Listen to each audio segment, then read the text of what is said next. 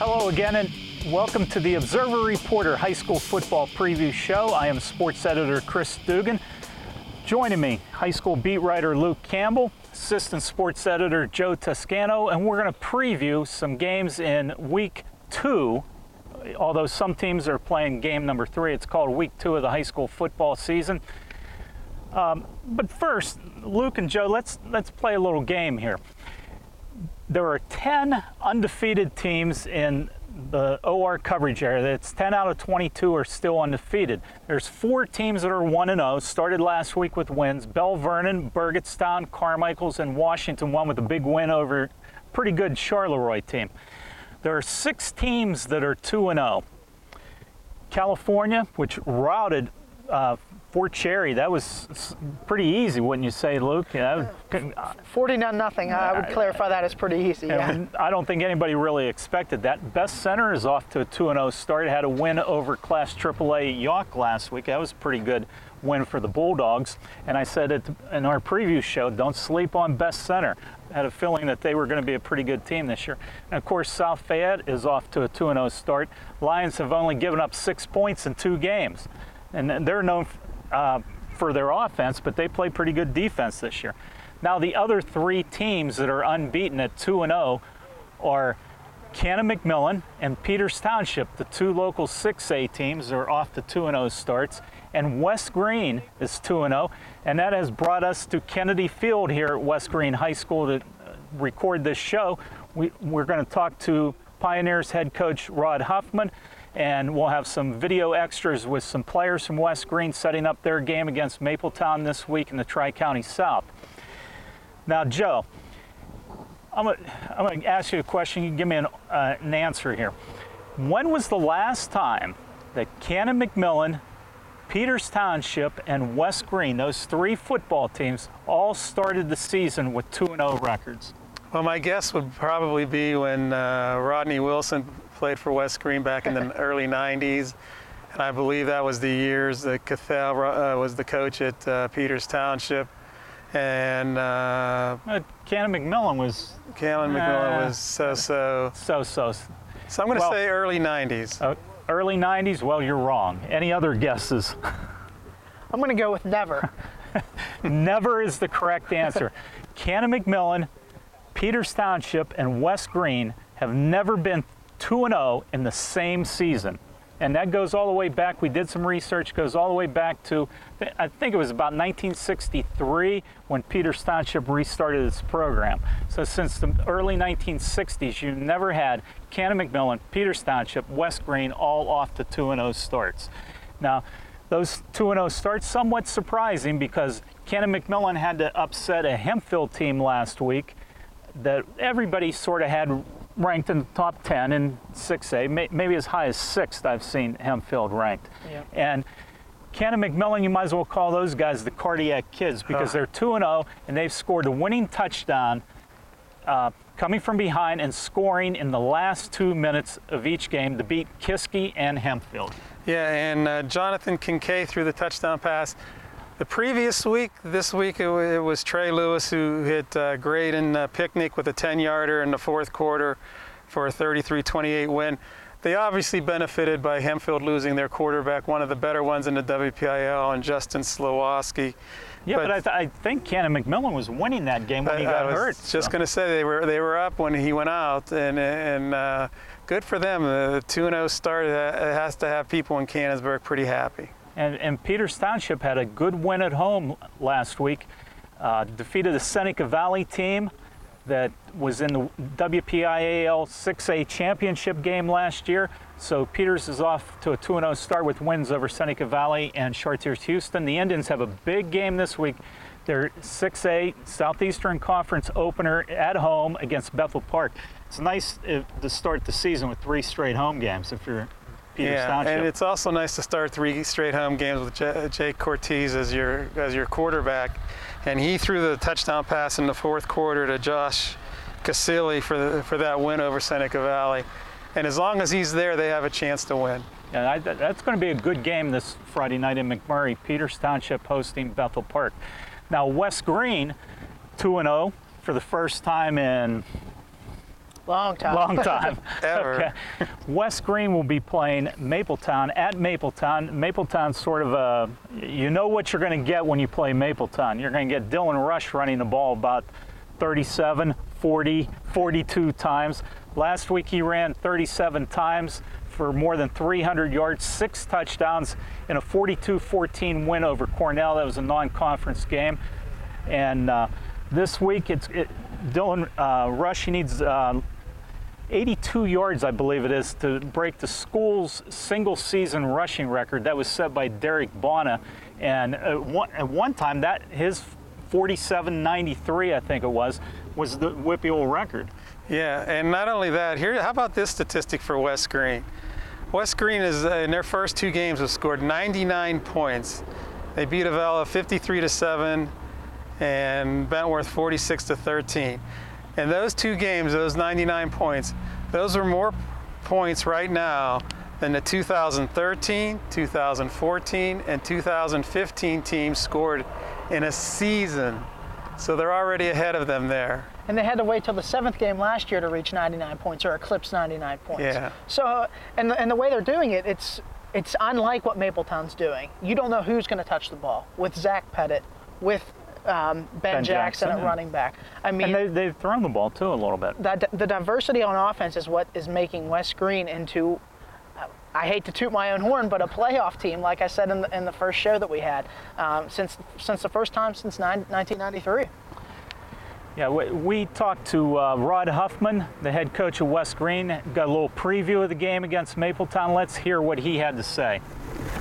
Hi, I'm Joe Tuscano, assistant sports editor, and with me is sports writer Luke Campbell and West Greene head football coach Rod Huffman. And Coach, you have a big game tonight with Mapletown, and can you tell me a little bit about what you see in them and how you stop someone like a Dylan Rush? Well, we hope to contain Dylan Rush. Nobody stops him. He's going to get his yards. But we hope to, keep him bottled up as much as we can and make them go to other aspects of their offense to beat us. Now, you're off to a 2-0 start, and I believe that's the first time that's happened in quite some time. Can you talk a little bit about the buzz in the school over this, and what you're hearing and seeing from the community as well? Well, I think everybody's excited for us. I've got a lot of congratulatory notes and stuff, Facebook stuff, but it boils down to we've put in the time. It's time for us to start being successful. We've run the gauntlet through the process, so to speak, and our kids are mature now to the fact that they've been playing since they were freshmen, the majority of them, and plus back in junior high they were very successful coming through. So we're just blessed with a lot of good athletes right now, and we look forward to the rest of the season just to see how it all pans out. Rodney, we talked earlier in the season, prior to the season even kicking off, about just the growing pains and everything like that. When you took over as head coach in 2015, you guys didn't win a game, and you mentioned how all these kids were starting when they were freshmen and sophomores and everything like that. Tell me a little bit about, maybe not necessarily what that season did, but this whole growing process and growing West Greene football and as a whole, just making this team kind of what it is today. Well, I think it's more the athletes than it is anything I've done. They've come alongside and they've bought into what we're trying to teach here, and basically they've grown up under fire. And when you do that, you got to take your lumps, and that's a hard way to go. But we just weren't deep enough. And like I say, they've come along and they've matured, and they're seeing the fruits of their work now. So. Well, you guys haven't made the playoffs since 1993, and obviously you were an assistant coach before becoming the head coach here. So you've been with these kids, most of the way up. How good is it as a coach to see, a 2-0 start, see the improvement right in front of your own eyes?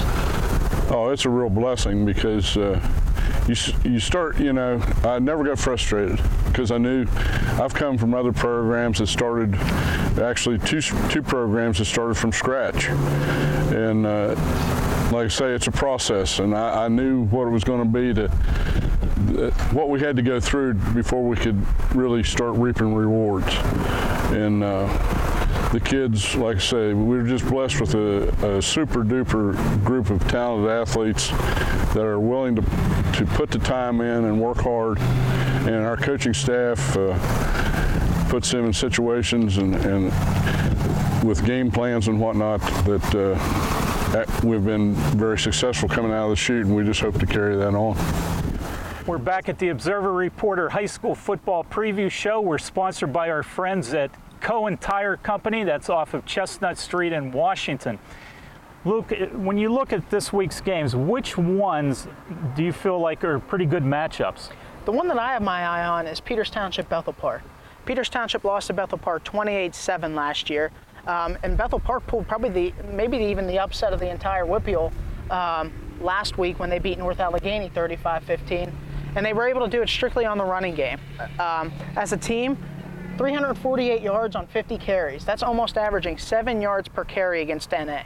That's something that you don't see too often, especially North Allegheny. How many times have we seen them at Heinz Field or even further over these past couple years? But the key really is stopping Tannerville Patty. 17 carries, 141 yards.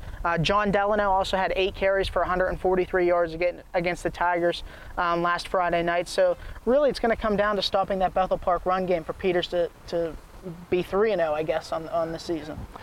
Now, Joe, last week on this show, I was raving about what good matchups we had. I was talking about Ringgold and Greensburg-Salem being a terrific game. I was talking about California and Fort Cherry being a terrific game. Both of those games ended up being blowouts. So I guess we never really know what's going to happen until they tee the ball up. What games do you have circled this week as good games? Well, I'm going to stay in 6A, and even though it's a non-conference game, Cannon-McMillan at Penn Hills.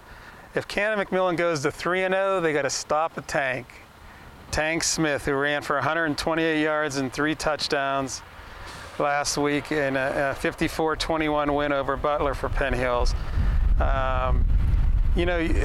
Those first 2 weeks you were thinking, well, Cannon-Mac had to be the underdog in those games, and they came out ahead. We'll see if they can do it again. I'll tell you, a game that I find interesting is a non-conference game between Bishop Canavan and Burgettstown. That game is going to be at Hill Memorial Stadium in Burgettstown. Burgettstown started the season last week at Fraser. I thought that might be a close game. Burgettstown gets 3 returns for touchdowns: a kickoff return, punt return, and an interception return. 2 of those by Ryan Launder. They roll over Fraser 35-6, I believe it was. It was 35-0 before halftime. And this will be a good test. Canavan was a good team last year, should probably be good again this year. This is going to be a good measuring stick for Burgettstown, I think.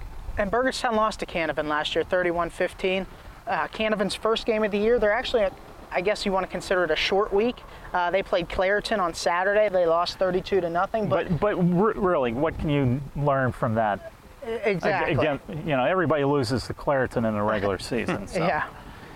A couple other games I think are pretty interesting. Best Center goes to Fraser. Here I am thinking that Fraser might be decent again, even though they're 0-2, but I think that's an interesting test for Best Center. We're going to find out just how good they are on the road. Couple other games. One of them that I don't expect to be a measuring stick, but I find interesting. California's playing at Avella. California's averaging 58 points a game. We're going to see if that goes up or down. Another game, too, that I'm going to be interested in watching is Trinity at Thomas Jefferson. Last week, I think a lot of people give some props to the Hillers. Right, no one thought they were going to be that close, and then they came down. They led that game at West Mifflin. Now, this is a West Mifflin team that some people were thinking, well, they could play with TJ for first place in the Big 9 conference. And here Trinity goes to West Mifflin and leads for stretches of that game. Right, and at the end of the game, they had the ball at the end. They had the ball at the end, and a chance to win. And an interception ended the chances, but boy, you got to look at them and say that's a pretty good job. I like the job that John Miller has done as coach of the Hillers. And one thing about Trinity is they don't have a whole lot of depth, which could hurt them in 4A. But there are 11 guys that they're putting out on the field. They're pretty good football players and experienced players.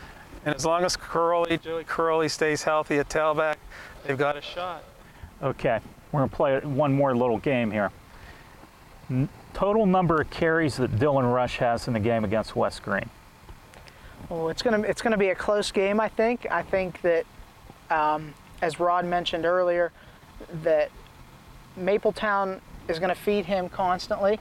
And that's no secret. And West Greene's probably not going to stop him. It's about slowing him down, containing him, so his 10 to 15 yard runs stay at 10 to 15 yards and not go to 69, 80, 100. Well, with that thinking, then he'd have more carries because he's not reaching the end zone.